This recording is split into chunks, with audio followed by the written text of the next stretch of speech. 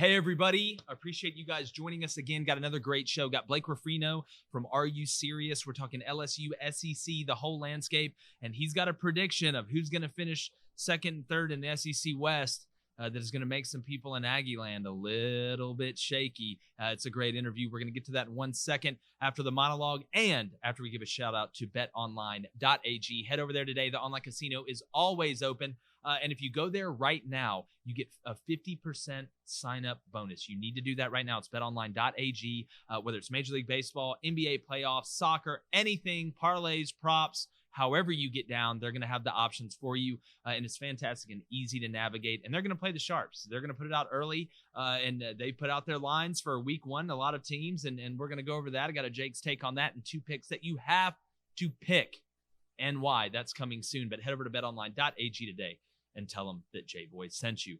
My monologue as we get in the interview with Blake Ruffino from Are You Serious Sports is about LSU's quarterback situation. And it's something that we've talked about a lot. It's been a kind of a hot fire talking point, not only at LSU, but in the SEC and the offseason fodder as we move toward the season. And you have people that are in the Miles Brennan camp and the Max Johnson camp. And I want just to solidify where I am and get where I believe LSU needs to get with the new hires. Because, again, the quarterback is not just the guy that can throw the best or run the best or this, that, and the other. It has to be a fit in the offense to be able to keep the defense honest. So LSU goes and hires Jake Peetz. They hire DJ Mangus. 2 guys that we know are going to have an RPO-heavy offense. You're going to run zone read. You're going to have a nice quarterback run game. You're going to get motion. You're going to get empty. They're going to spread it out, similar to what you saw from Joe Brady a little bit. But you look at the 2 quarterbacks. Max Johnson, a guy that's able to throw the ball. We know Max can throw it. He's a lefty. Yeah, so what? He can throw it. They'll get used to it. But he can also run very effectively. He's a talented runner. He can eat up space. He's able to avoid hits, but he's also not super slight. He's also not super little. Not that you don't want to protect him and go crazy, but it is a perfect fit into Jake Peetz's offense. You could not ask for a better fit or a better style player that, number one, makes good decisions. He's Brad Johnson's son, quarterback's son, coach's son, whatever you want to call it. He understands what he's seeing, and he understands where to go with the ball. Number 2, anytime you run the zone read action or any action where the defense has to account for the quarterback run game, you can dictate typically how the box goes. You know that end has to respect Max Johnson. He does not have to respect Miles Brennan. How frustrating was it, and we talk about this in the interview upcoming as well, from an Auburn perspective, when Auburn was trying to run the zone read with Jarrett Stidham.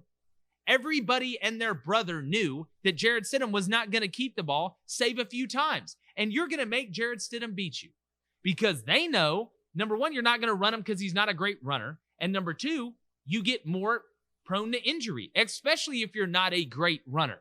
You know, it's a big difference between Jarrett Stidham running the zone read and Nick Marshall running the zone read. It's got miles, gaps, the Grand Canyon. And Miles Brennan is a good quarterback. He is a good pro-style quarterback. He was doing a good job last year. This isn't saying that Miles Brennan is a bad player.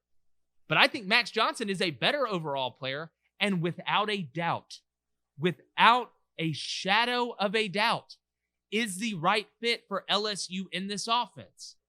Because having to account for the quarterback as a defensive guy, it's tough to do. You have to literally dictate your game plan around trying to contain the quarterback in the run game too. What does that do? It makes you less aggressive.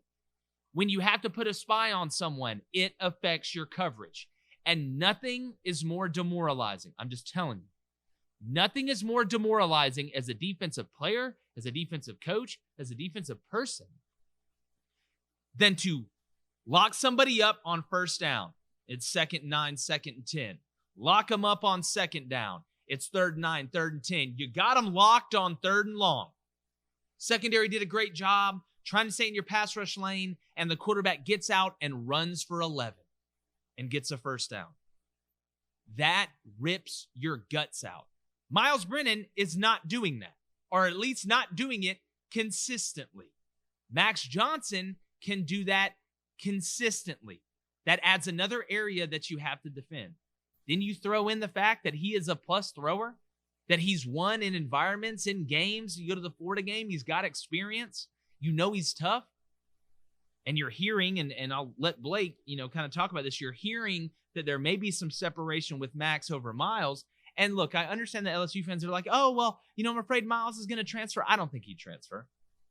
I don't think he'd transfer right away. Because if you do it, you better do it quick. And you're going to go to a place with not a lot of time. So it's going to come down to when they announce it. Do they wait until the game to keep it a secret? That's a lot of people do that. That's pretty smart.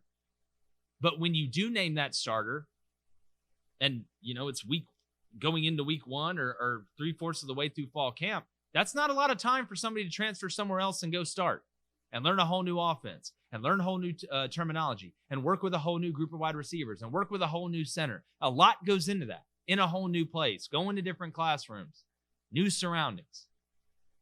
But Max Johnson, if LSU wants to be as good as they can be this year, in this offense with Jake Peetz, Mangus, the whole bunch, Max Johnson needs to be the starting quarterback at LSU. That's my monologue for today. Let's get Blake Ruffino in here and help you guys win the water cooler.